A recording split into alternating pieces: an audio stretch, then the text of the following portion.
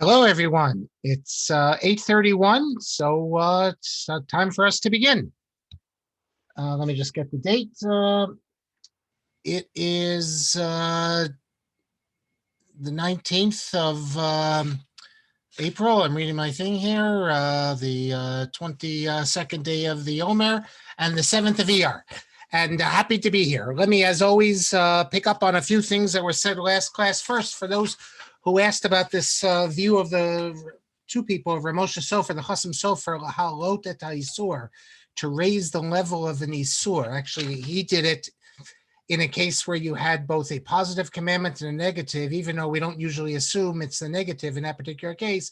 Since the Ramban held it is, he says we should stress that. But this idea of making something worse than it is to keep people away from sin, we're going to deal with that in future classes, because I think I'm going to do classes on the rise of the Reform movement and the halachic response, which we're done in a few classes. I listened to the class last week.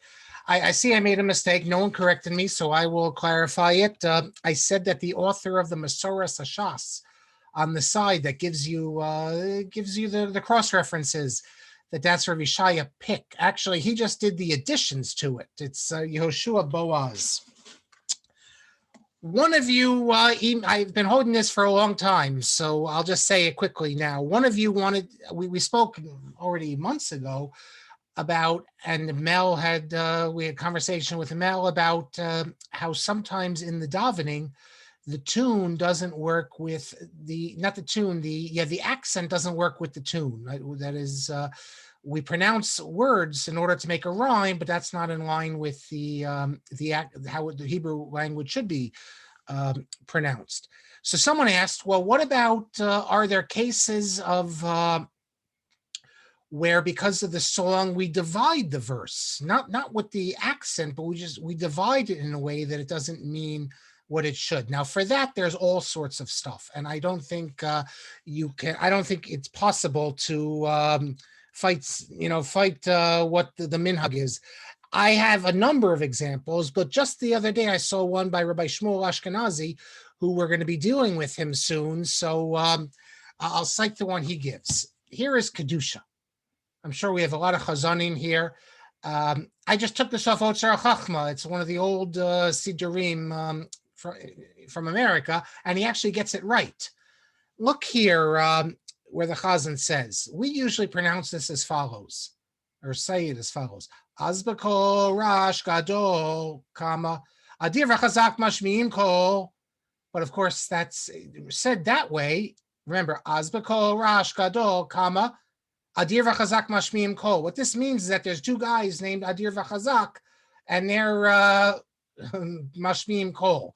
That's not what it means. It should be pronounced either Az with a comma or Az B'kol Rash Gadol Adir V'chazak, comma, then Mashmiim Kol, because we're talking about the angels. The translation, I'll just read you the translation I have here from the Sachs version. Then with a sound of mighty noise, majestic and strong, comma, they make their voice heard, comma, raising themselves to the seraphim. So, but what are you going to do? That's the tune. It's hard to change that. Let me put this aside.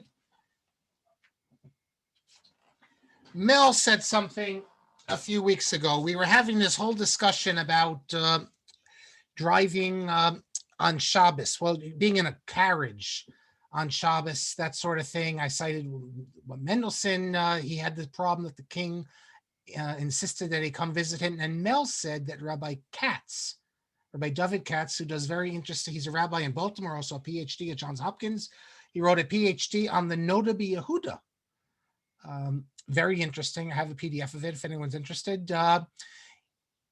Mel said that Rabbi Katz mentioned that there's a responsum by Dr. Montalto permitting going in a carriage driven by a non-Jew on Shabbos. And I said at the time, well, thank you for that, Mel, but I don't know who Dr. Montalto is. So then Mel, we had correspondence and he reminded me. I did know, but I forgot. It's this individual, Elijah Montalto, who you can read about him on Wikipedia. I was confused. I thought he was referring to this person, Amatus Lusitanos, who was who's actually in Salonika. I thought he was in Constantinople, lived around the same time, also was a doctor, also from a Portuguese Marano family, and a much more important doctor. But what's important for us is that Dr. Montalto actually wrote a responsum. I have the responsum here. I found it. I could send it to anyone, in which he had someone write it for him or he wrote it, in which he does explain, and I understand Rabbi Katz summarized it, why there shouldn't be a problem for him, at least, to go with the carriage on Shabbos. He says, first of all, it's a rabbinic prohibition, and for you to go in a carriage, and if the non-Jew is doing it, it's a double rabbinic called a shvus to shvus. And he explains that he's a doctor and he needs to visit patients. It's tshuva. It's about 10 pages. He says it's also an oneg Shabbos. You're going to force him, he says, to walk everywhere in the city when he has to go visit the patients. And so you see that there is such a concept. It's not totally out of left field. Furthermore, there was a great rabbi in Morocco. His name was Yitzhak ben Walid. I'll show you a picture of him. He was in Tetouan in Morocco, and he was asked a question, and he died in 1870. He was asked a question, I thought I pulled up here he is. He was asked a question from Gibraltar in the 19th century. The bride would go to shul on the Shabbos before her wedding. And if there's a lot of rain and she can't walk because her clothes will get soaked, can a non-Jew bring her in a carriage? Rabbi Ibn Walid, he's the author of Responsa Vayomer Yitzhak, he thought it's permissible, because it's a shvus to shvus. Riding in a carriage is a rabbinic prohibition. Having the non-Jew take you, that's shvus to shvus, because asking a non-Jew to do it is also rabbinic. He didn't want to rule halacha l'maisa, but he says he doesn't see any problem. He sees this as a dvar mitzvah, that the Shabbos before the wedding, the bride will come to shul. Incidentally, this Rabbi Ibn Walid, if you notice, he has a ring on his finger. So we see that wearing rings. I don't know if that was a wedding ring or what. Rabbi Mazuz mentions that when he got married, his father bought him a ring, because in Tunisia they'd wear wedding rings. But when he came to Israel, he stopped wearing it because the Haredi world, you don't wear wedding rings. But you see it right there. Rabbi Ibn Walid has a ring on his finger. Two more things I want to share with you. It perhaps wasn't clear what David Eisen so nicely pointed out last week. We are talking about Rav Avraham ben Rambam. And Rav Avraham ben Rambam says that the Talmud, although the Talmud says that the reason for my machronim is so because of the harsh salt, the Melech Sodomis, he says that that's just a reason to get people to do it, so that they're afraid of the Melech Sodomis. But the real reason is it's preparation for benching, which is a mitzvah d'oraisa. And what I didn't say, what I should have said, I made it seem as if I didn't know where he gets this from. And David pointed out correctly that you see it in Brachos. Brachos says explicitly here on 53b, it says, they quote from they're quoting from a pasuk, the word v'hiskaztem that's in Vayikra Perachov refers to Mayim Rishonim, Yisem Kadoshim refers to Mayim Achronim. So although all the post-scheme cite the other example that is in Holland, as I recall, that the real reason is because of Melech Sodomis, and they just see this as like an extra thing, adding on to it to give it so that you don't think it's only a health concern. But on the contrary, the Rav ben Rambam says that this, what we're looking at right now, is the real reason. And the other reason, Melech Sodomis, is not a real reason. It's just a reason given to people to keep them attached so that they won't have to take it more seriously. So thank you for that, David. Two more things. Mechitzah. Actually, before I do mechitzah, I want to show you something. I haven't showed you in a video in a long time. So I'll show you two videos.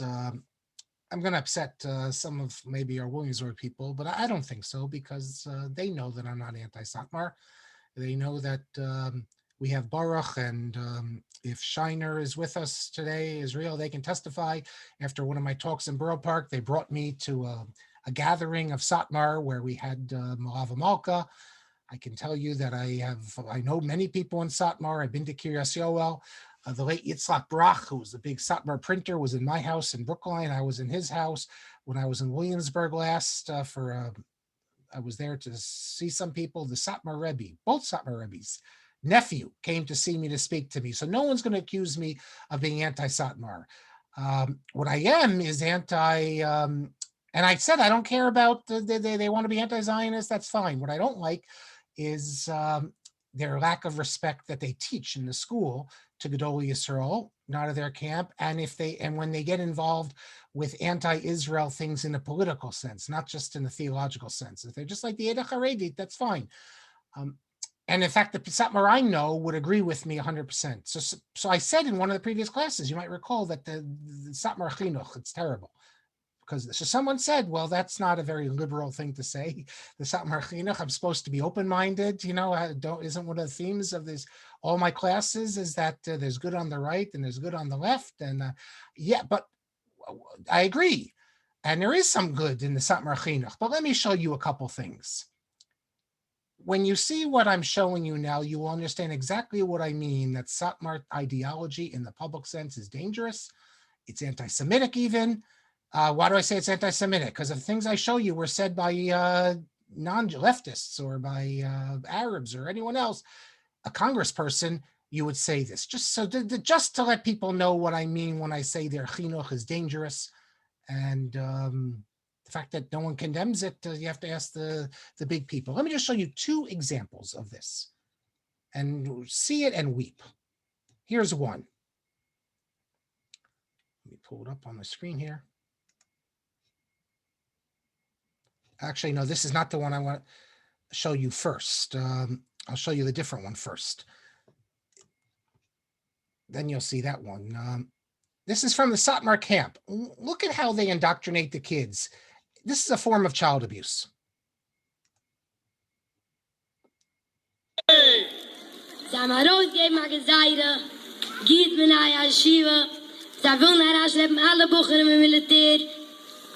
Was jeder eine weiß, als seinem Koidem am Zahrodim gesagt, als am Zahrodim am Sach gesagt, als ich zweiten bis jetzt am Zahrodim gesagt, als alle Bucherem werden kommen im Militär, in kein Bucher tun, ich bleibe mir in Schiebe lehnen, jede Bucher mitnehmen, a Bixen seinen, in kein Bucher gegen die Arabers, wo sie noch mit dem Häuber auf die drei Schwierig, was die Eibschritt nicht beschwoiden.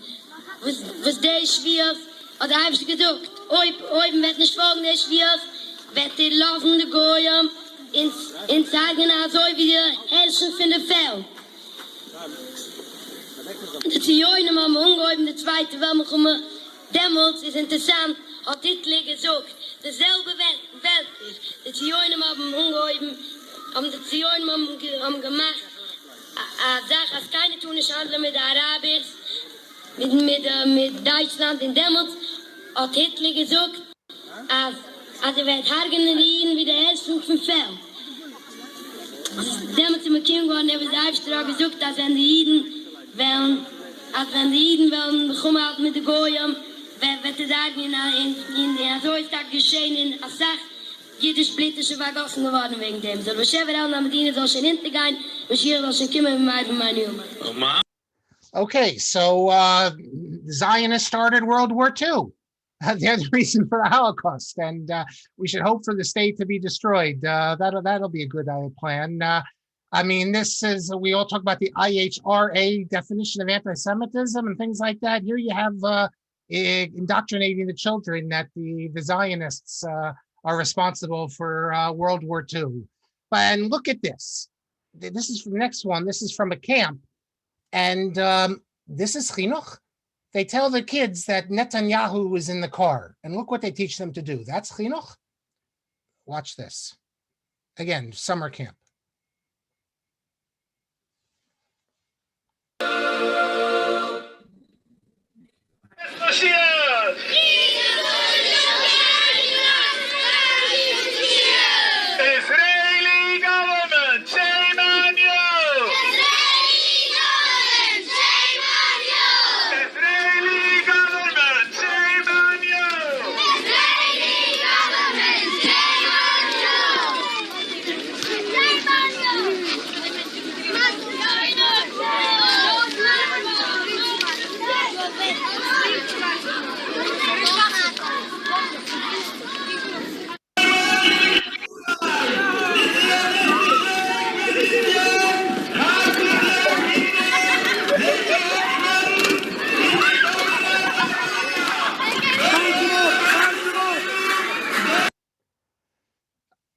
So they teach the kids to throw, they tell them Netanyahu's in there, and the game is to throw eggs at the car. If that isn't disgusting, and that's the way you teach children, that's what I mean when I say that that's a form of child abuse. Two more things, and then we have to begin. I just want to clarify last week about Rabbi Henkin and davening in a shul without a mechitzah, because I have it right here. It's in the writings of Rabbi Henkin, volume 2, page 11. What he says is as follows. If you're in a situation where there's a shul and it has mixed seating, what he says is the Gedolim Kvar Horu have ruled that it's better to daven by yourself. However, if there's no other place to go to and you will be forced to daven Tamid Yechidi, doesn't mean one Shabbos. It means, I guess, as a permanent basis. You're the only where you're living or where you are for a year, whatever. The only shul is a shul where they have mixed seating. He says, Yesha lein bazeh ad hechan magi hakilko. He says you need to examine this, how bad this is going to be. In other words, it could be that by not going to shul for an entire year, you lose all connection to Judaism. So you have to look, first of all, how bad that will be, and I think that's what it means. Not a kilkul to you, but kilkul, not kilkul that by going there, but the kilkul that you won't have a minyan. And he says, and also also the fact that maybe you could help matters, because the religious Jews, if they join in with the Orthodox Jews, if they join in this shul, they could improve matters. And then he says, Valko panim sarich limchot. You have to protest and rebuke them if you daven there bedochak, if you feel that you have to daven there because you have no choice. So that's what it's clear. What he means is adhecha magio kilkul, how to you by not having any shul. He says, nevertheless, if you do go there, you have to try to convince them to make it proper. That's in contradiction to Rav Soloveitchik, as we know, or as everyone says, that not even to hear Tekiyas a shofar. But I did say last week, and a few people were a bit incredulous, that I said that he was not always so strict on this. So the last thing I will do is I'm going to tell you why I said that. I didn't just make this up. You know me now long enough to know that I don't make things up. It's as follows. Why did I say that the Rav could be more liberal on non-mechitzah minyanim, even though he himself made these declarations? Don't step foot even here to Tekiyas a shofar. Yeshiva University publishes a Torah journal called Beis Yitzchak every year or so. It's if you look in the 2006 issue, Rav Herschel Schechter has material he put together there from Rav Soloveitchik, which then was included in Divrei Harav. Rav Schechter's published 3 volumes of Rav Soloveitchik. What I'm going to tell you now was not included there. Why wasn't included? I never asked him. You can ask him if you want. Either he was convinced not to, he was told what he's going to say now could have a negative impact on Orthodoxy. I don't know why, but this is what it says. He says, I once heard from Rabbi Zerubbabel Shusheim. Don't really know much about Rabbi Zerubbabel Shusheim. If you go on the YU website, you have a picture of him here. Unfortunately, you see he died young. He was American-born student of the Rav, Rosh Yeshiva at YU. So he says as follows, that when he was a young student and he was learning for smicha, the practice was that many students would take shtelas positions for Rosh Hashanah Yom Kippur. We know that there's many shuls that don't have rabbis all year, but Rosh Hashanah Yom Kippur, they need a rabbi. They need someone to give the sermon. That's like a big deal, or to run the show, to get some money. And he asked Rabbi Soloveitchik, maybe you can help me find a shul in Boston. And Rabbi Soloveitchik asked him, an Orthodox shul or a conservative shul? When he says conservative, what he means here is, as we'll see, it's a mixed seating shul. That's sort of Schechter writing conservative. It's mixed seating. There are many so-called Orthodox shuls that, what does it mean, Orthodox? That is, they belong to the OU, as opposed to the United Synagogue, which were mixed seating. Today, there's no more Orthodox shuls. The last one, they've kicked it out a few years ago, Beis Midrash HaGadol in Denver. But in the 40s and 50s, you had loads of shuls and mixed seating. And Rabbi Soloveitchik himself sent students to be rabbis in these shuls. But he sent rabbis in these shuls to try to get them to put mechitzahs in. And we're not talking about like just for Rosh Hashanah to make some money. By the way, the other yeshivas did the same thing. Beth Jacob, the big shul in Atlanta, where Rabbi Emanuel Feldman, he came from Ner Yisrael. That was a mixed seating shul. All the yeshivas pretty much did this. So he says, he asked him, is it Orthodox or conservative? Because you know that you can make more money in a conservative shul. But Rabbi Shusheim asks him, Rebbe, can you go into such a shul where they sit together? And Rav Soloveitchik says, in my opinion, and I say this with all understanding of the consequences, one who davens in a shul where men and women sit together, it's as if you're davening in a church. But then the Rav says, and we all know what I just read, but this is what we don't know. But I know that many rabbis, Talmidei Chachamim, don't agree with me at this time. And the most famous one was Rabbi Regensburg. Rabbi Regensburg believed that Orthodox rabbis should go to the conservative shuls, and even not just on a temporary basis. And the results were that many of these non-mechitzah shuls became mechitzah shuls. After all, if you don't go, even for Rosh Hashanah and Kippur, if the Orthodox rabbi doesn't go, what are they going to do? They're going to get a conservative rabbi. And next thing you know, the shul, at least now, it's basically an Orthodox shul. The only thing it's not Orthodox is they don't have mechitzah, but they don't use a microphone, and they use an Orthodox sitter. It's not egalitarian. If all of a sudden you're going to bring in a conservative rabbi, then the whole shul will go conservative. So you can understand the opposition to Rav Soloveitchik. So Rav Soloveitchik says, so I say to you, if you want to rely on those rabbis who differ from me and are lenient, I will help you to find such a position. And if you want to follow my position, I will help you to find that as well. Rabbi Soloveitchik did not agree that someone should go. We're not talking about a case where you go like for a few years to try to get into the mechitzah. This is just to make money. But Rabbi Soloveitchik said, there are people who disagree with me, and as I said, this is a very different position than we usually get from Rabbi Soloveitchik, and it's not in the Divrei Harav, but you can find it in the YU Torah Journal, Beis Yitzchak. Let us now continue. We have great stuff today, troubling stuff also. Hopefully we'll get to 3 of the Tshuvot. We're on page 334, and this is Siman Kuf Nun Vav. It's 334. The book has, let's see, 371 pages. So we're really making progress here. Before I read you, discuss the Siman, I want to read you something I got in the email just on Friday. It's from Rabbi Avraham Marmarstein. Those who live on the Upper West Side might know the name. He's the rabbi of the Minchas Chinuch Shul on the Upper West Side. He also gives hashchachas there, totally from the Haredi world. I don't know why they call the shul the Minchas Chinuch Shul. They call it Minchas Chinuch Babad. Babad is the name of the Minchas Chinuch's family. I'm not sure. I actually never went there, even though I lived in the Upper West Side, but it's an old shul. And Rabbi Marmarstein is also, he comes from English family. His father, Emil Marmarstein, was actually a leader of Neturei Karta, if you can believe it. Cambridge graduate, but an intellectual leader of Neturei Karta.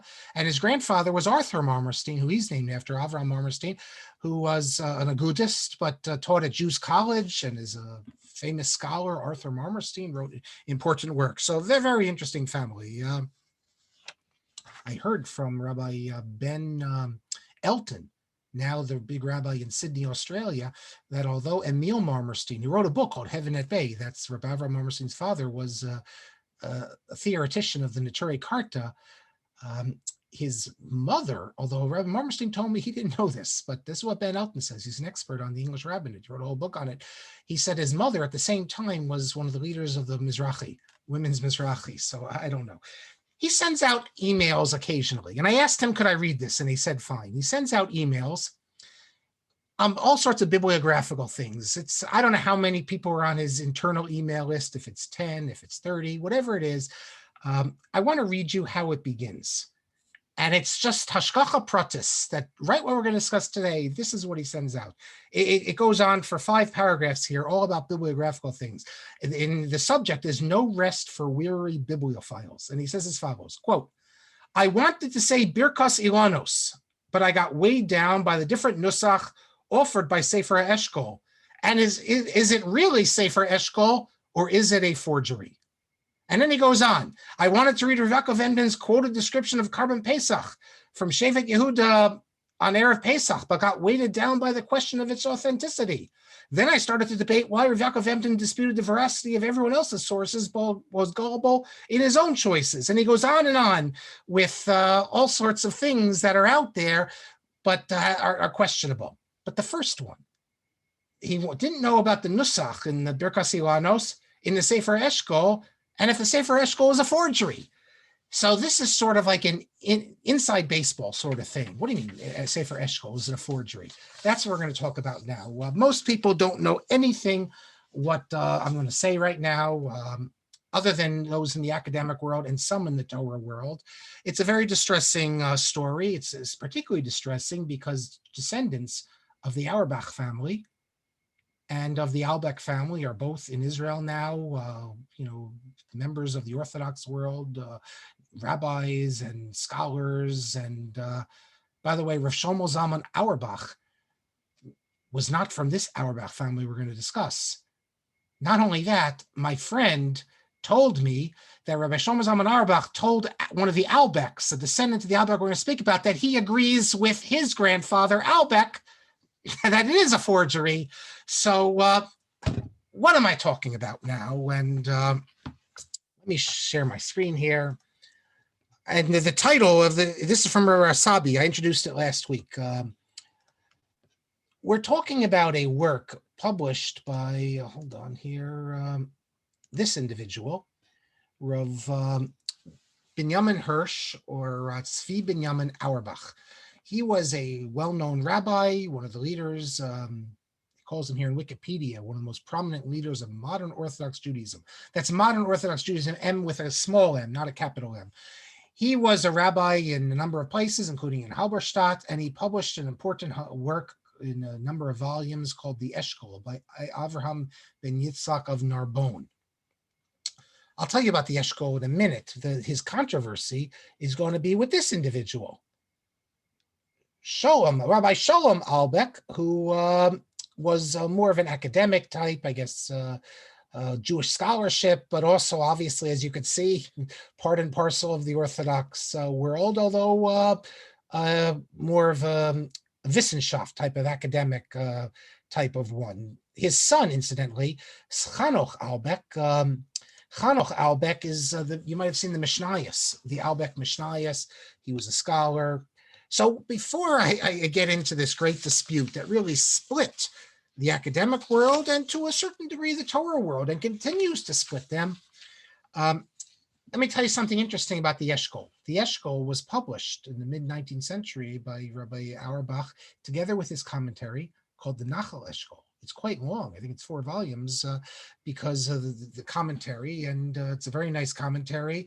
And it gives you all sorts of explanations and things, not just relating to that. In fact, I think the most famous and influential part of the Nachal Eshkol, he uses the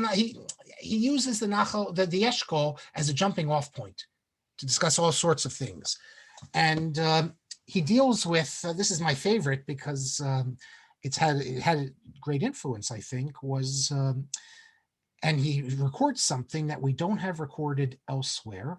He tells us, what do you do on the fast days? Shiva Asar Tammuz, let's say it's in the summer. If you're up in Finland or Sweden, and it's the fast, what it ends, if you look on when it gets dark, if it ever gets really dark, but the fast ends like 12:30 a.m. and it starts like at 1:30. Are you supposed to fast that long? These fasts are not supposed to be that long in normal places to live. Well, the Nachal Eshkol tells us that the practice in Stockholm in Sweden used to be that the fast of the 17th of Tammuz would always end 9.5 hours after Chatzos. They always ended it. Even though it's bright light outside, they always would end it. Now, I looked online, and lo and behold, I found discussions of this, including an article in the Journal of Halacha and Contemporary Society, where the author writes, and he's not the only one to write it, that the practice in Stockholm was that they ended every night at 9:30. Every Shiva Sarbatam was 9:30 p.m. That's not correct. That's not what the Eshkol says. He says 9.5 hours after Chatzos. That doesn't have to be 9:30. I don't know when Chatzos is. Chatzos could be 12:30, but 9.5 hours after Chatzos. And this practice is defended in the Nachal Eshkol by Rabbi Auerbach. Incidentally, I emailed, when I wrote about this a few years ago, I emailed the Chabad rabbi in Stockholm. I spoke to the rabbi from Norway. None of them do this anymore. And Stockholm in particular, they don't do it anymore. If you go to you can go to the Times on Chabad.org, and it'll tell you that the fast starts either it could start at like midnight, and then it'll go all the way till, for example, in 2018, these are the figures. The fast started at 11:38. The fast ended at 11:38 p.m., but it began at 12:51 a.m. Rabbi Melchior also told me from Norway that they didn't follow this anymore either. Incidentally, there's a book called The Me'orei Or, from Aaron of Worms. He said that even on Tisha B'Av, they were in Northern Europe, they would end the fast when it was still light outside, because although the Nachal Eshkol only says Shiva Asar B'Tammuz. Now, what's the logic? The logic of both what the Me'orei Or says and what the Nachal Eshkol says is that the idea is these are rabbinic fast days, and the rabbinic fasts were never taken upon. You never took upon yourself this fast just to fast until end darkness all this time. You took on like a normal time.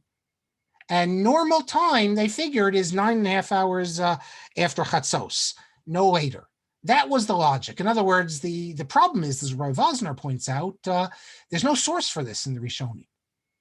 What Rabbi Auerbach is doing is defending a practice that developed, we're not sure how it is, with the very good logic, perhaps, that when they made these fast days, they were talking about people in normal places where it actually got dark, not...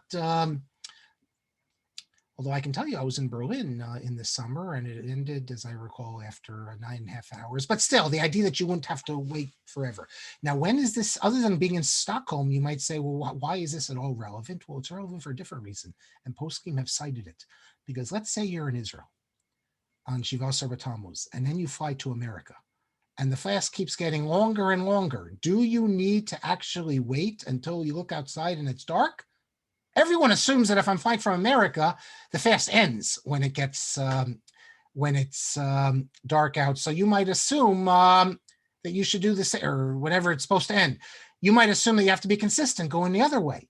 But are we consistent? Do we say that the fast can just be extended? You're flying west and it keeps getting extended. Most people say yes, you have to wait till it's dark. But there is an opinion that says no, that you should you wait 9.5 hours, and that's when you do it. So that's the famous ruling. Rav Vosner, he says he doesn't like what the Nachal Eshkol says, but he says that you can at least wait till Shkia, because there's a dispute about these rabbinic fast days like Shiva Asar B'Tammuz. Does it go to sunset or darkness? So he says you can wait at least till Shkia. So that's the most famous position, I think, found in the Nachal Eshkol, but it's of an important work. Question is it authentic? What I mean is it authentic? Well, it's published in the 19th century by Rabbi Auerbach. Some 35 years later, so 40 years later, Shalom Auerbach, he comes to the conclusion, because he also is set to publish an edition based on a manuscript. Now, the manuscript that Rabbi Auerbach published, he gave it a name. No one's ever seen this manuscript. After he passed away, they couldn't locate it. And he said, this is the manuscript. Well, lo and behold, Auerbach has access to the one manuscript we have. It was in Frankfurt. It was in Halberstadt, actually, but it had earlier been in Frankfurt. In Auerbach's lifetime, I think it would have been in Frankfurt still. It was with a family, and Auerbach is examining it and says, something's wrong here. That Auerbach's manuscript, you can't have a manuscript like this. Why? Because it's citing all sorts of things that the medieval Eshkol wouldn't have known. And there's all sorts of things that just can't be there. So he publishes an open letter stating, now understand what he's saying. He's saying about this great rabbi, one of the leaders of Orthodoxy in Germany, that this is a forgery, that he couldn't, and not only is it a forgery, he's saying that Rabbi Auerbach must have forged it. Okay, this is a shock to accuse a great rabbi of this.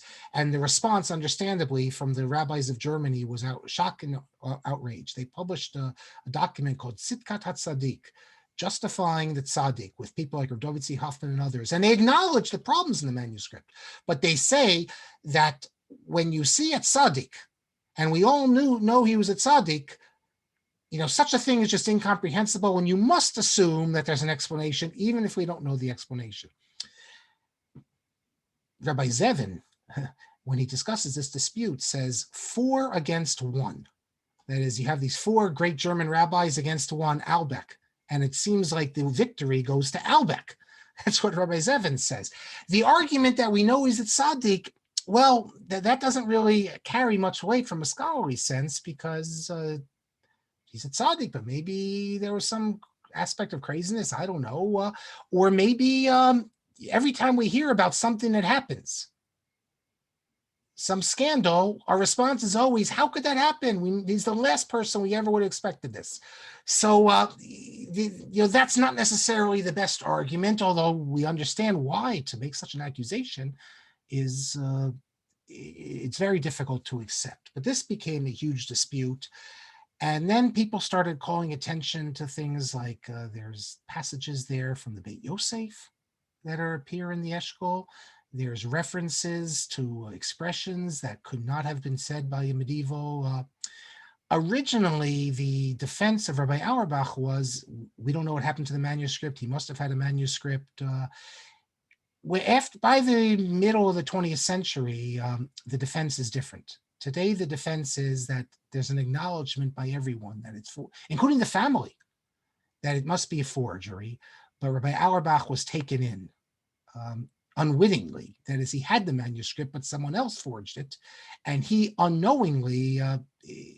It's what you're saying about him is that he published a manuscript with all these passages in it that prima gaudims and things like that. But that's the defense that's offered today, that he was also misled. And we have cases where people were misled.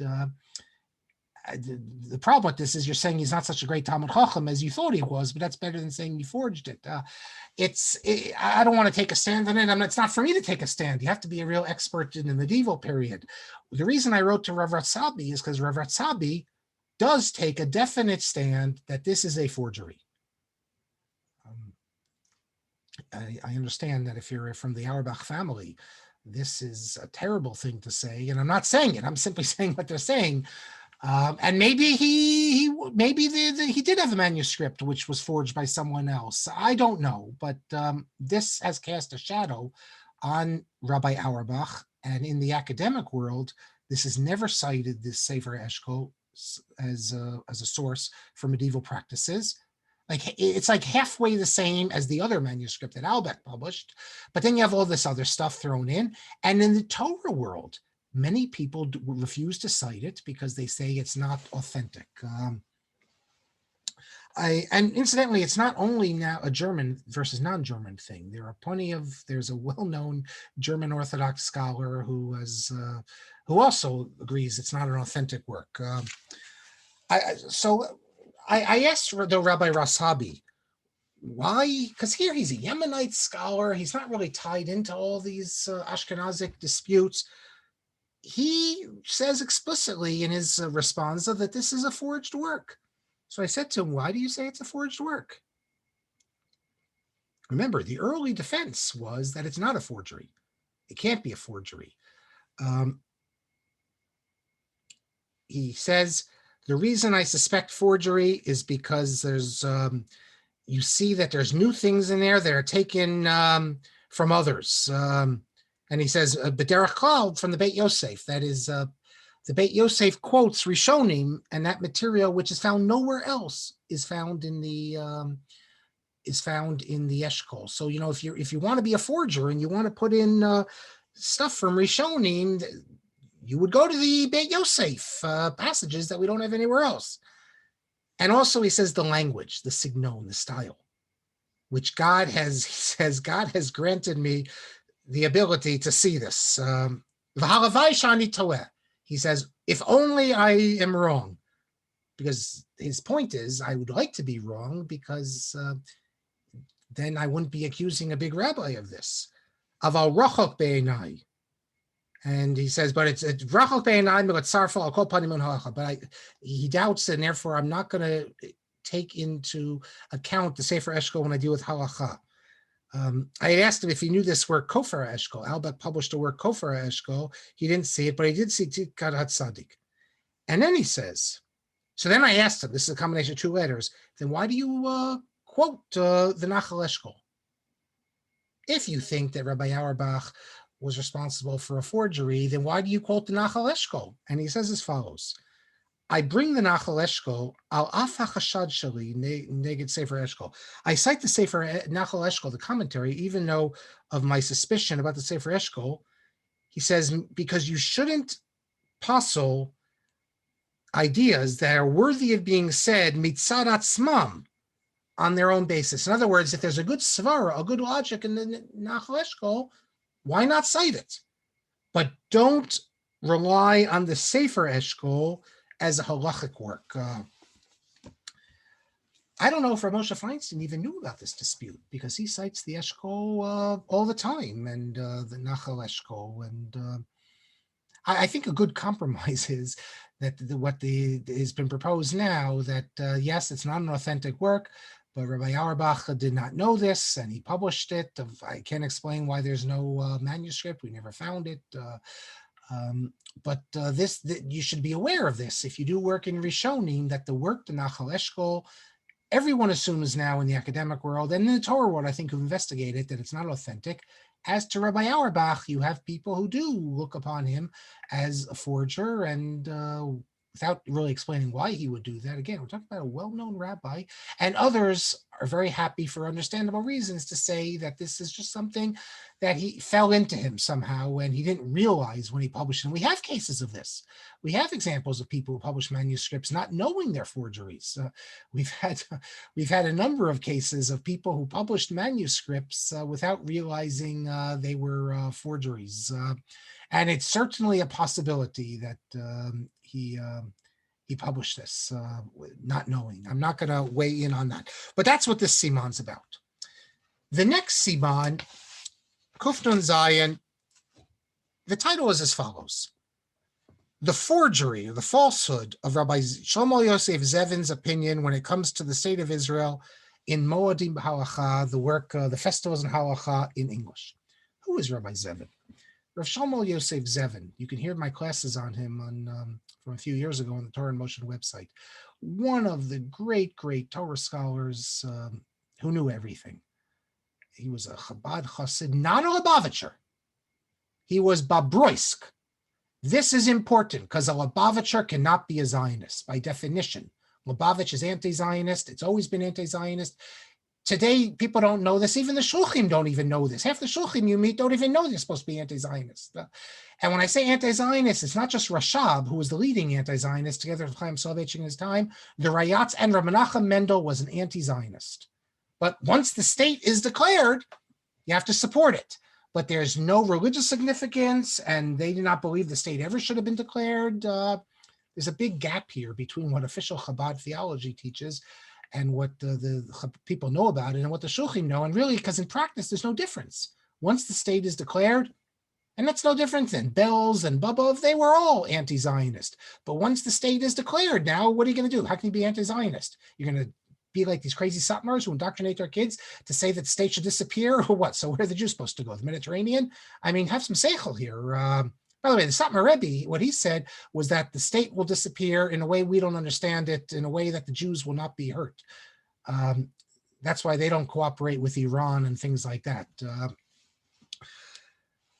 So Rabbi Zevin was a Chabad, Babroisk. There was the third Lubavitch, the Tzemach Tzedek had children, and there was disputes over who would take over. And one branch became of the children. He became a Rebbe. The branch became known as Kapus, and there was a lot of disputes between Kapus and Lubavitch. The last Kapust Rebbe, Kapust, by the way, is also the Rogatchovers from that branch, Rav Kook's mother's from that branch. Kapust, the Rebbe, moves to Babroisk. And when the last Rebbe, Rosh Shamaria Noach Schneerson, dies in 1923 in the Soviet Union, he was one of the leaders of Torah Judaism. Most of the Babroiskers who were from Kapust, they joined together then with Lubavitch, but not all. And even the ones who join, like Rav Zevin, they don't give up their independence entirely, because they come from a different tradition in Chabad. Today, Chabad equals Lubavitch, but in previous years, there were different branches of Chabad, which were not Lubavitch. Incidentally, Rabbi Dalfin, in his books I've mentioned a few times, he discusses this. There's Avram Ehrlich discusses this, and others. Rabbi Zevin was the rabbi of my step-grandfather's town, Novozhivkov, in Russia. So there's and he lived in their house for 6 months. So there's a bit of a connection here. Rabbi Zevin was a big Zionist, a Mizrahi supporter, his entire life. He always signed the documents that the public calls to vote for the religious Zionist party. On Yom Ha'atzmaut, he would go to Mossad Rav Kook. Mossad Rav Kook has a shul, and he would daven there. And they said Hallel with a bracha there. He, we're told, only said Hallel without a bracha. But a huge religious Zionist. His grandson, Rabbi Nachum Zevin, who's just a regular Haredi rabbi, in the new edition that he put out of Modim B'Halacha, he speaks completely frankly about his grandfather's Zionism. And no one ever had any doubts on this. And in my next blog post, I'm going to pick up on something earlier I did about the famous anonymous letter saying that yeshiva students need to serve in the army. Did Rabbi Zevin write this? David Eisen did great work on this. And after all his research, we were left with, you can read about it, I'll give the link on the post, but this is already from a few years ago, we're left with, well, we're not sure. It seems Rabbi Zevin wrote it, but the family denies it, or at least most of the family, not all of it. And there's no smoking gun. Well, David, I have the smoking gun. I have all the thing that everyone said that, well, there's no proof. There's no question Rabbi Zevin wrote it, and therefore what everyone assumes is indeed correct. So Rabbi Zevin wrote a work, Hamodim B'Halacha, the festivals in Halacha. You can get it in English in ArtScroll. And I want to show you something he wrote in the, it's a great work of Modim B'Halacha. If you haven't seen it, and if you don't know Hebrew that well, you can read the English. It was really the first of work of its kind. It published in the early 50s and became very popular. It is, I believe, in the post-war years, until Shmira Shabbos Kol Chasa, Rabbi Neuwirth, it was the most popular halachic work in Hebrew. I'm not talking about, let's say, Mishnah Berurah, things like that. It was the most popular original work. Then Shmira Shabbos. It has been reprinted like 25 times. Until Shmira Shabbos Kol Chasa, I do not think there was any other work in the post-war years on halacha that was reprinted as often. And he wrote many other things, but the most famous is Hamodim B'Halacha. He wrote La'or Halacha. That's the work that deals with Shemitah. It has a chapter Hasheleg B'Halacha, Snow in Halacha, and the famous chapter Shailak in Halacha. He wrote many other works. Unfortunately, they haven't translated that into English. They did translate, ArtScroll translated his Sipurei Hasidim, Hasidic tales on the Parsha. But I want to show you what he wrote in his Modim Halacha. It's this is in the section dealing with the fast days. We just were speaking about the fast days, and we have this notion that you're supposed to tear Kriya when you see the cities of Judah in their destroyed state. So if you would go and see, let's say, a destroyed Jewish city, you're supposed to do Kriya. Also, the Makom HaMikdash, if you see that, where the Temple Mount, for some reason that went out of style, and no one does Kriya on that anymore. Very few, I should say. My son in his yeshiva, they took him up there so they could all do Kriya. But even Rav Sternbach has a response. I'm asking, how is it that today people don't do it? People come from America, they go there. You could be at the Kotel, you don't see people ripped shirts, and they come up with justifications. They say, I think Rav Sternbach's justification is today we don't really have the feeling. So you're going to feel worse that you're ripping your shirt than seeing the Makom HaMikdash. They came up with all sorts of justifications. I'm not sure why the practice stopped. When I was in yeshiva, the practice still existed, and they took us, I think the first time, either Erev Shabbos or Shabbos, I think it was Shabbos, they took us, the first time you saw it, you wouldn't have to tear Kriya, which I think I mentioned it before. I saw that as a bit strange, why we try to avoid it. But Rabbi Zevin discusses this whole issue, and then he says as follows. He discusses, what about the fact that now there's a state of Israel, and the Jews control these cities? So Jews control, we're not talking about, this is before 67. So it would be the same issue if you went to Bethlehem, let's say, or Hebron. But before 67, that whole territory where there were Jewish civil towns and now are destroyed, what would you do it? So Rabbi Zevin says as follows. And because if you look in the post-scheme, they describe if non-Jews rule over these cities. So he says, V'kasvu post-scheme. Churbanan sha'ari Yehudahu. What's the definition of the destruction of the cities of Judah? Sha'aku moshin aleim. Non-Jews control them. So even if Jews are still living there, but non-Jews are in control of them. Then he says, because the language the poskim uses, non-Jews control these cities. Mistaber she'im shichruran sha'ari Yehuda mishilton nachrim v'hakamat midon Israel.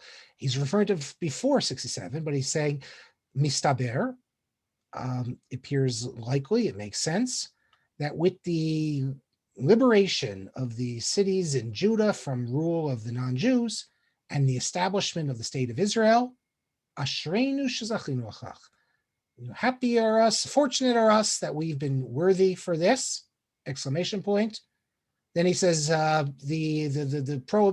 commandment, the halacha to tear kriya, no longer, it's batel, it no longer is applicable.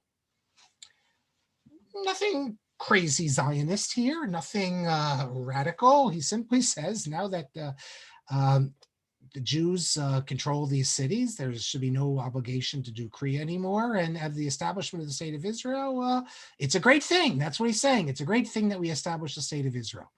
So would a Haredi say it?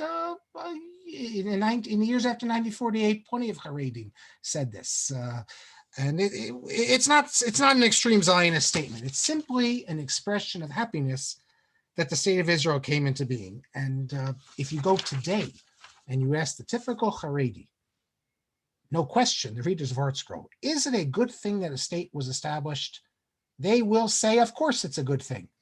They'll say it even more now than they would then, because now you see what it's meant for Torah and everything else. However, this very parv statement was too much for ArtScroll, and this is how they translated the passage. And the letter we're going to hear is from Rabbi Chaim Rappaport, who's going to discuss this whole thing. But first, let me set the stage here, what ArtScroll did with this, and then we'll hear Rabbi Rappaport. This is the translation. It could be argued that since the liberation of the cities of the Judean hills from Gentile rule, the law of rending the garment for these cities may no longer be in force. So the first thing to notice is that Rabbi Zevin wrote Mistaber, which must be translated as it's reasonable or it makes sense or something similar. ArtScroll turned this into a tentative argument. It could be argued. That is, that's not what Rabbi Zevin's saying. He's not saying, the way ArtScroll has it, he's not taking a position. That's not what he's saying, though. Rabbi Zevin is taking a position. He's saying it makes sense that this should be. But the real egregious action of ArtScroll, and the one that created all the controversy, and the one that to this day has not been rectified, is those words, Ashreinu shezachinu achach. Happy are us, fortunate are we that we were zochet to have, after 2,000 years, a state. ArtScroll deleted mention of Rabbi Zevin's joy that the state of Israel was established. They just cut those words out.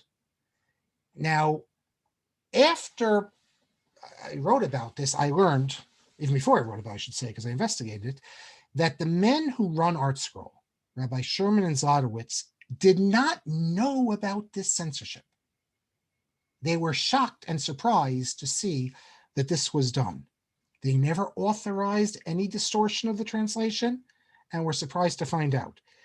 However, once it was called to their attention, not only did they not take any steps to correct this mistake, on the contrary, they defended the alterations. And as I said, to this day, it hasn't been fixed. It's one thing if in ArtScroll's own works, it tolerates or even encourages distortions, but to take the writing of another person, a great Torah sage, and correct it in quotes to bring it into line with the current Haredi Das Torah is simply unforgivable. It's a violation of the sacred trust that every translator should be cognizant of. There probably also is an issue of Geneva involved here. You sell a book, but you're not selling the complete book. Someone has an actionable claim. Now, this matter was raised at first. It first was called to everyone's attention years ago in a letter to the editor in Tradition magazine by an individual who I don't know who he is, named Jack Feinholz. And then there was a response by Rabbi Nosson Sherman and Meir Zlotowitz. And this is their response. And it's in response to their response that we're going to see Rabbi Rappaport's letter, who also did important work on this. But let me read you what they said in their letter, in their response. The work was translated by an individual named Meir Holder. Mr. Holder, and the work appeared right after Rav Zevin's death in English.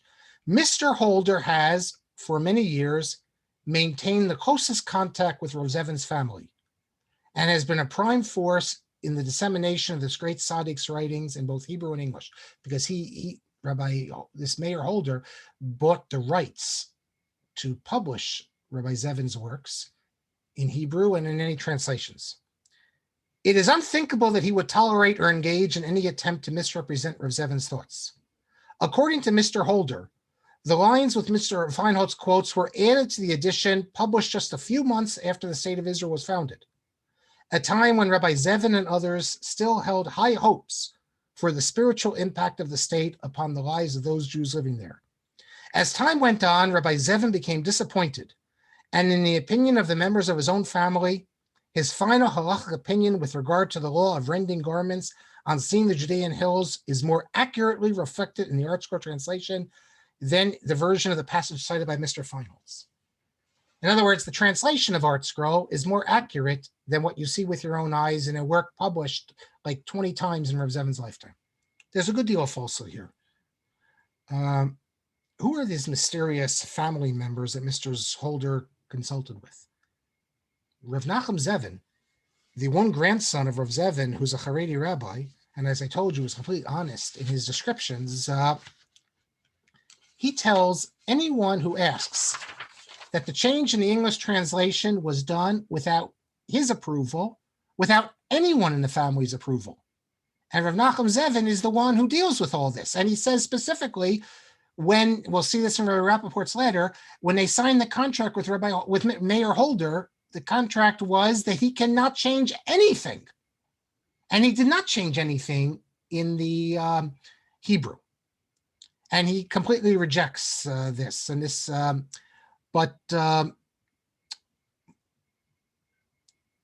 let me read you. Let me read you now.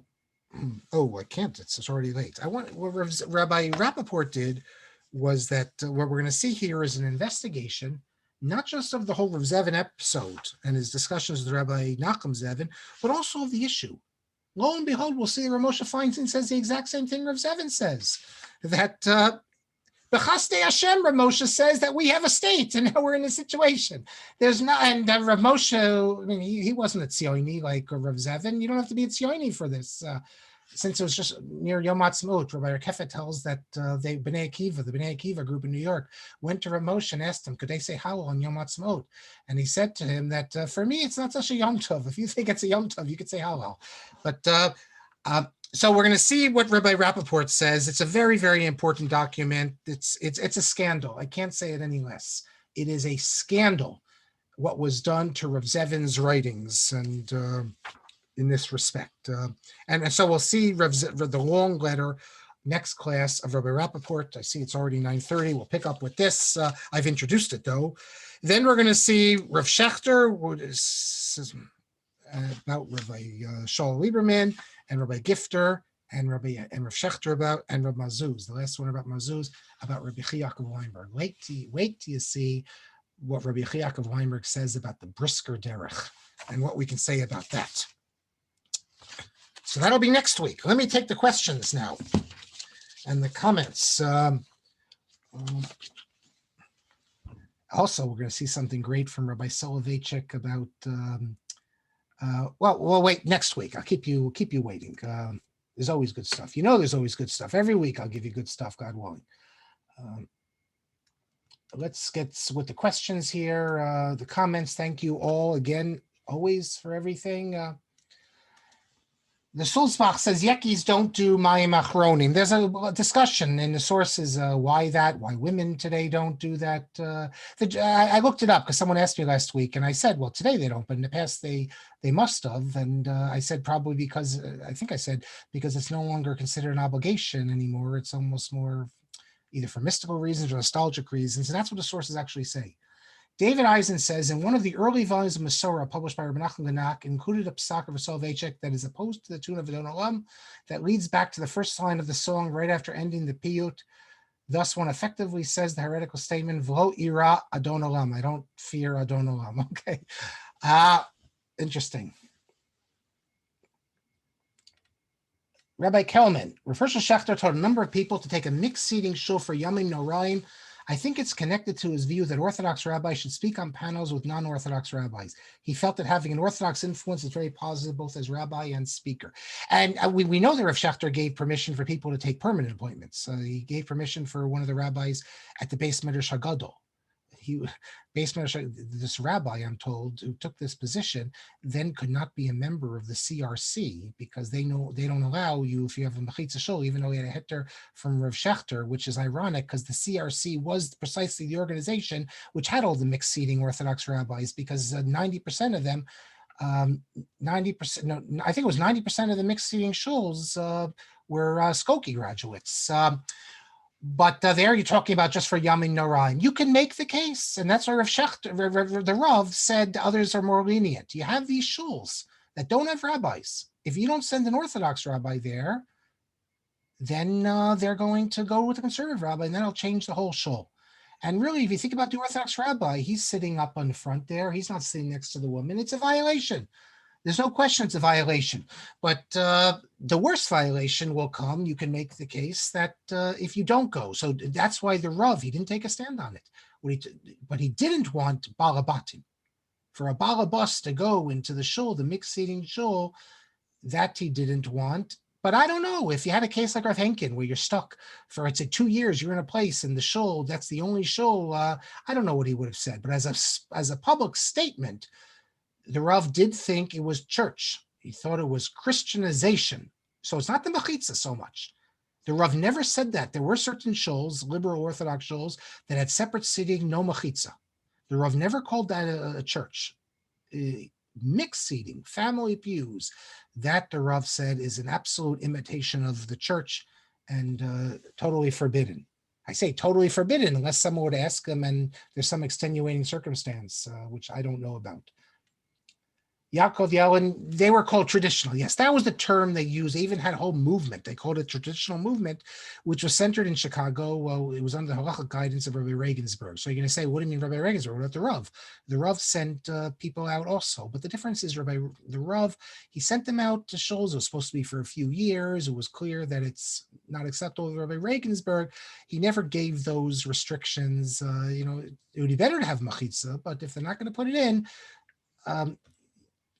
you can take those shuls. Rabbi Aaron Soloveitchik, when he came to Chicago, was very opposed to that, and I understand there was some tension there. Hyman says the Rav permitted Rabbi Riskin to go Lincoln Square for a limited period on the condition he would leave in a couple of years if he did not succeed in establishing mechitzah. I'm told that was the general thing. All of them were told, the musmachim, you go, you take it for a few years. It often happened they ended up staying many more years, and I could give you names of big rabbis. Does that mean they violated the agreement? Did they ask Dr. Belkin? Dr. Belkin was also involved. Dr. Belkin also encouraged this very much. He was the one who was very much involved with Trude Weiss Rosmarin about risking getting that shul because she called up Belkin. So it's not, but this is a famous, the Rav at one of the Chag HaSmichas, I heard this from Louis Bernstein. The Rav said that not just rabbis should take it, the best rabbis should take these shuls. But here we're talking about rabbis who are going there to do fighting the battle. And we're not talking about individuals who, that's different. It's kiruv. For the rabbis, it's kiruv. In fact, Rabbi Riskin never davened, he says, in the shul, which the Rav never said that. The Rav said, of course you can daven with them. But Rabbi Riskin, you can ask him why, but apparently I asked someone who knew him and he said he wanted to be more strict because Rabbi Riskin was a firmer then, not today. No one would call him a firmer today. But the Rav never said to take these shuls no daven, but Rabbi Riskin supposedly never actually davened in the shul without the mechitzah. Rabbi Kalman says you can listen to a fascinating interview with Rabbi Riskin where he explains how the Rav deferred to Dr. Belkin. Oh, that Rabbi Riskin should take the position of Lincoln Square, even as it was a conservative shul. So you're saying not an Orthodox shul with no mechitzah, but an actual conservative shul. Yeah, you have to listen to the interview. Basically, what happened is Dr. Belkin, Lincoln Square started, he does the whole story. It was conservative how the shul got started. They were in a hotel, whatever. And then Dr. Belkin called him in to tell him to take the job. And Rabbi Riskin immediately told Rabbi Belkin, it's usher. The Rav says it's usher. I can't take the job. Says a little bit, chutzpahdik to tell Dr. Belkin. And the next day, the Rav calls in Rabbi Riskin, and the Rav says to Rabbi Riskin, I want you to take the job. He said, what do you mean? He said, I spoke to Dr. Belkin. Dr. Belkin lives on the west side. He understands the situation much better. And you have, if Dr. Belkin says you should take the job, take the job. And that's what he said. He took the job on condition he not daven there, like you point out, and he not get paid. He said they like that condition, that he not get paid. And he was getting sort of a scholarship from YU. And remember, the family, I don't think had any money, and he got a scholarship. He was supposed to go to Harvard. I believe Rabbi Riskin was supposed to go to Harvard. And at the last minute, he spent Shavuos in YU, and he decided to go to YU, and his aunt got him in, and there was no money. And Dr. Belkin accepted him, with no money, and he felt he owed it to YU basically to go. And as I say, the rest is history. It's really a fascinating interview. At the time, he said it's the first time in his life that anybody had ever interviewed Elliot, interviewed him. And it was the first time that anybody had interviewed him really on his life story. So if you want to listen, I put the link up. I will listen. He also, he published his autobiography where he discusses as well. But you can go through the list. There are many YU Musmachim in Lieberman and the Orthodox. I give percentages who took shuls like this, some temporarily, but others not. And with the time, you can make the case that it was a smart step because 100%. 20 years, those shuls, as long as they still had OU, as long as they still were OU shuls and RCA rabbis, with the turn to the right, with the growth of the day school movement, with the young people going to day schools, they were able to turn these into mechitzah shuls, where the ones where the Orthodox rabbis didn't have, which were identical, basically, the old-time conservative shuls, they ended up going egalitarian. So maybe Rabbi Regensburg in the end was correct. It's an interesting case. Rabbi Meir Kahana, Howard Beach, his shul was a non-mechitzah shul, and he came from the Mir. One day, he got a few of his guys to come in. They put a mechitzah in. The Balabatim come in the next day, and they're like, "What's this doing here?" And that was the mechitzah. Meir Kahana put it in, and it stayed. And they were very upset. It's also part of the historical current. I remember we had J.J. Schechter was giving sort of a whole, to a number of us rabbis a number of years ago, and you have to understand the Rav's position in the context of the 1950s, where Orthodox shul after Orthodox shul turned conservative. Here in Toronto, all the shuls when they were downtown were Orthodox, and when they moved uptown in the 50s and 60s, all turned conservative. And there was I don't want to use the word war, that's not, but there was a spiritual battle, and in that context, it said, I don't know that the Rav would say today. And of course, Rav Lichtenstein has this famous piece where he disagrees. Basically, he says, you're not going to tell me that. I don't think the Rav would not disagree with this either. The Rav was talking to a frum person, but I think the Rav would agree a reform person, it's better for him to go to reform shul than not to go to shul at all. And that's what Rav Lichtenstein says very clearly, 100% clearly in print and etc. Okay. That's why these ads every year they come out. They're ridiculous. The Jewish Rabbanim saying, take an ad, let's say in the Jewish Week of the New York Times saying, don't go in the shul. But these are people who are not going to go in the shul anyway. Right. Naftali said Feldheim published 2-volume set on the Auerbach Rabbanim. They did very, very good work, important work. Marc says, how long is 10th Tevet in Stockholm? I don't know. It's a good question. You can go on the Chabad website, though. Good, not that short. I don't think you can go on. I'll look afterwards. Chabad has all this money, and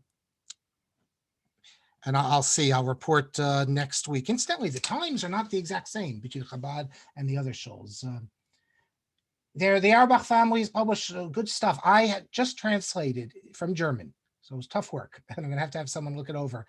Moses Auerbach, who's also from that family, he wrote a very interesting document in the I think it was 31 or 32, explaining the German Orthodox approach to secular studies and why it's vital to be part of the Western world. I hope to publish that. The person who emails me privately, I can find it. Yaakov says, Rabbi Yaakov Yellen, regarding the theory that a tzaddik can't produce a forgery, well then, Rav Yudel Rosenberg, a Talmud Chacham produced a number of forgeries. Although in the end, Schneier discovered something in the community library in Montreal. They did they like honored him at the end of his life, and he produced a bibliography. And all these things, these stories, the Golem, he includes them under Volksliteratur. So even he, for his legacy, although he left hints. I mentioned this once. He would leave hints in his works that it's not to be taken real most of the time, although he did publish a few tshuvos of Gaonim, which also are forgeries. I don't know what to make of Yudo Rosenberg. Rabbi Kelman actually served in his pulpit, his successor. He was the founder of, I believe, Eitz Chaim here in Toronto. Yes, he was. And he was the rabbi at Bet Jacob when it was downtown, and I was there for 9 years as the rabbi, many, many years later. And of course, he's Mordechai Richler's grandfather, I think. Grandfather. He's Mordechai Richler's grandfather. Lyman mentions it. He mentions it in the article. Yeah, correct. But it does prove that you can have a gadol. He was a gadol writing forgeries. Maybe he's not a gadol. If he's writing forgeries, he's Talmud Chacham. He's definitely a Talmud Chacham, and he wrote one of the first works on electricity. He corresponded for Shlomo Zalman Auerbach on it. Ira Robinson has written a good deal about it. Right. Ira, Shmuel says there's a well-known story that Rav Zevin, after publishing a Sipurei Hasidim, was meeting with a Litvish Rav who lately reprimanded him that putting out a work on Hasidic stories was beneath his dignity. Rav Zevin, in his way, replied, "Still, Sipurei Hasidim was a bestseller." I have an unpublished tshuva of Rav Zevin, which I discovered, which I'm going to publish. The issue of tradition, it's all in my article. My post. You just Google it on this issue. I don't have it on hand. David says, as we discussed in the past, the Rav Paskin is better to miss listening to the shofar if one could only fulfill the mitzvah by hearing it in a conservative synagogue. Yes, and why was that his psak? I heard personally with my own ears from Rabbi Parnas, hardly one of the liberal students of the Rav.